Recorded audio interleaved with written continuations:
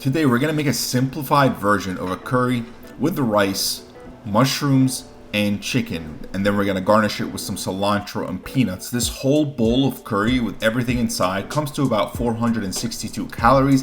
If you choose to add the rice, about half a cup uncooked, it's an extra 320 calories.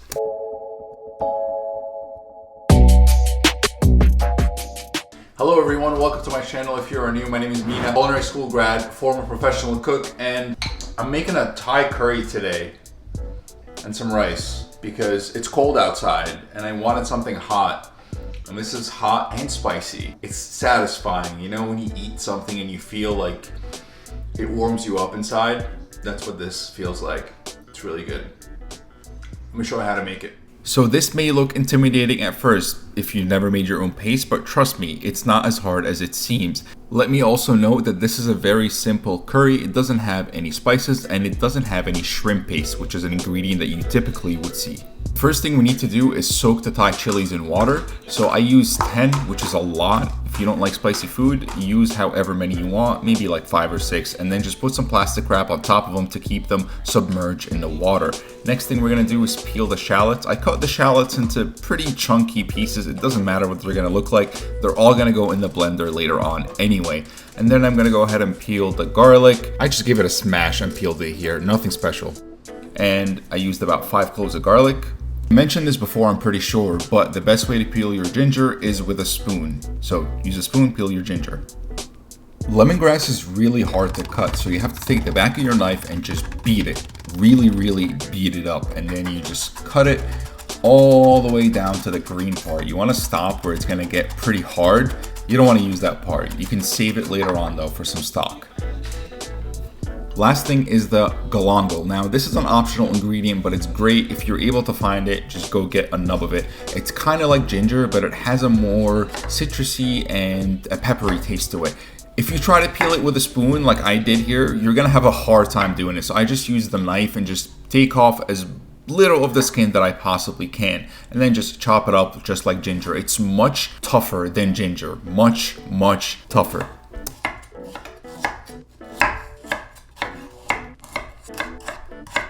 Next thing is we're gonna blend everything in the food processor into a paste. So I'm gonna add the chilies in there, but I'm gonna hold off on the water just to see if it needs it, because I don't want it to be too liquidy. I want it to be more of a paste. And as I blended it, I could see it needs the water, so I added in water. If you don't want it spicy, don't use the spicy water, just add regular water in there. And you only need a little bit. You're looking for this kind of consistency right here.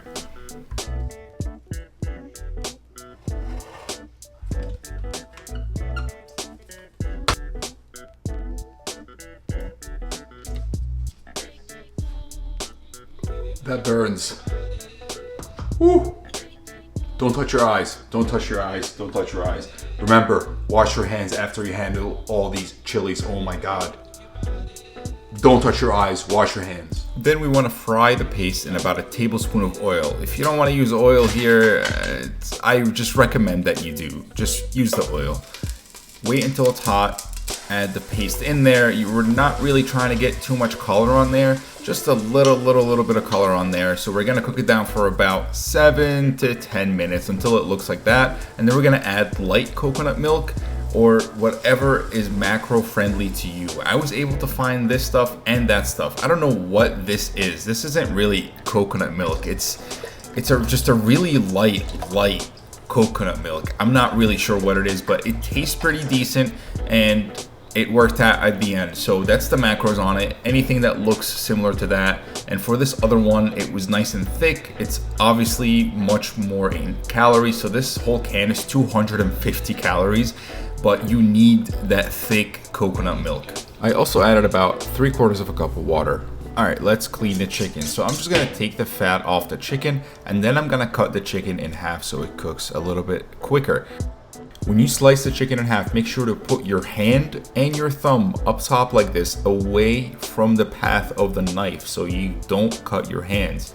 Your hand is always on top of the knife and your thumb as well.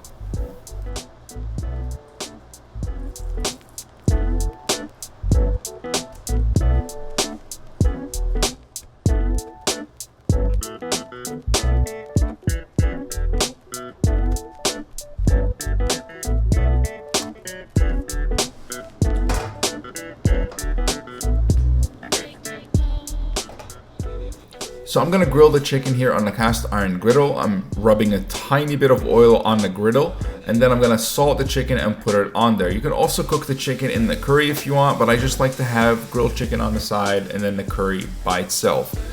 If you want those nice grill marks, just give it a quarter turn and let the chicken do most of the cooking on that one side. So I'm gonna take the chicken off the grill once it reaches 150 degrees, and then I'm gonna let it rest for 2.7 minutes or 162 seconds. This will kill all the bacteria in there. You might be thinking, don't you need to cook it to 165 degrees? So if you cook it to 165 degrees, you're gonna kill all the bacteria instantly.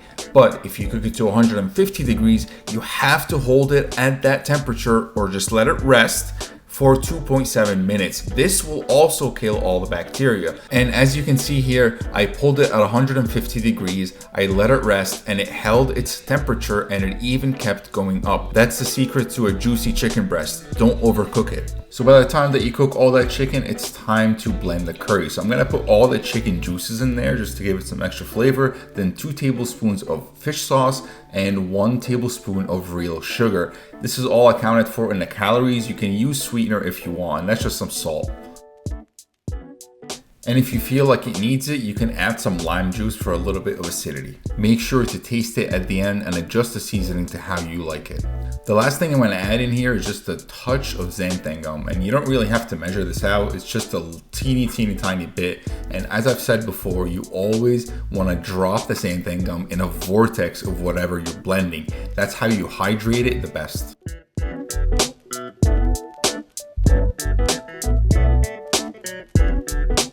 You can also strain this if you want, but I don't want to strain this. I want to keep all the pulp in there. I actually like the pulp and the little bits and pieces in there, but absolutely strain it if you want to.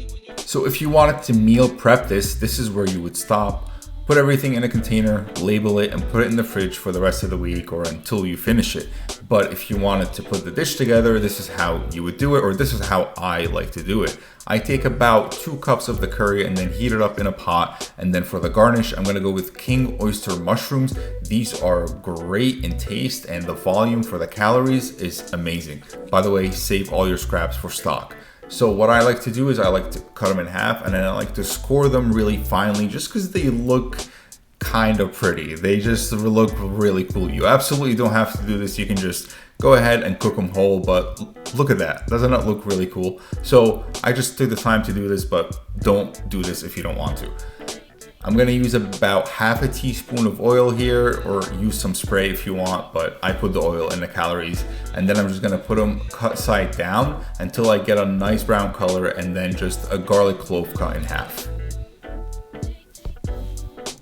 Once they get all nice and brown on that one side, just give them a flip and let them go on the other side.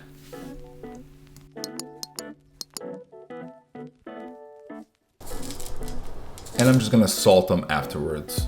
We need more veggies in here though, so I'm gonna go with some peas. You can use really whatever you have in your fridge or whatever you can find. Just throw it right in there. Just get some vegetables in there. This is such an easy way to get your vegetables in. And then for the garnish, I did some cilantro and some crushed peanuts. So I just weighed the peanuts out on a piece of plastic wrap, and then I'm just gonna crush them, not really too fine. I want them to have a little bit of a texture still with the back of the knife right there. Now when the curry's all heated up, drop the peas in and take it off the heat because we want to keep those peas crunchy. And then slice up the chicken breast, and spoiler alert, I sliced them too big. Side of rice, just cooked in the rice cooker with a clove of garlic in there, nothing special. Make it look pretty. And this is the best part, so I'm just gonna stop talking.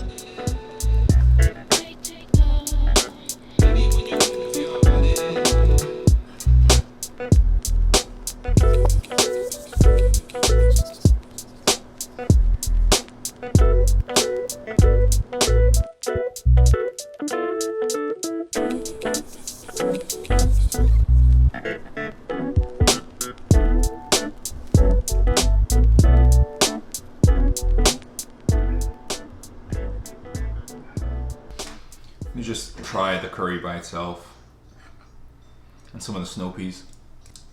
If you don't like spicy food, go easy with the Thai chilies, or don't even use the Thai chilies at all. I gotta turn the music down. It has to be a little bit spicy, at least a little bit spicy.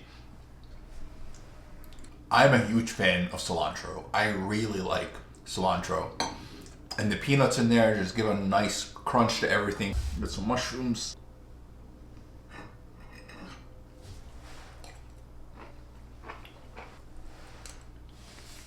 So what I like to do is take some of the rice, put it in there, and let it soak up all that goodness. I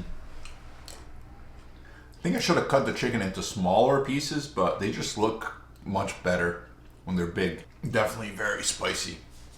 It's spicy, but it's not so spicy that you can't eat it. Now, again, that's very subjective because I like spicy food. You may not like spicy food, so don't use a chilies or just use 1 or 2, but I use 10. And the mushrooms add a little bit extra meatiness, some more volume. They're really low in calories. And feel free to change out all the vegetables in here. And I've said this before, go out there, buy vegetables, experiment, use some vegetables, use different vegetables, see what's out there.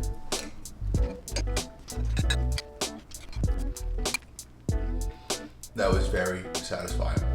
Ooh, I just got a bite of a peanut and I just ended the whole meal on a peanut note. I like it. And this is really easy to meal prep for the rest of the week. So I have the rest of the chicken here and the rest of the curry here. I can cut up some chicken, heat up some curry, heat up some mushrooms, and I'm done. Boom.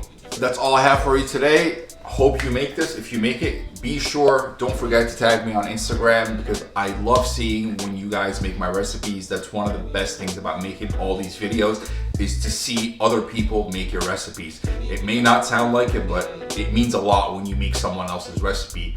It's great. So thank you for doing that. And I'll see you in the next video. Be sure to comment down below what you want to see because you know I take a lot of suggestions from you. So let me know what you want to see next and I'll see you in the next video. Peace.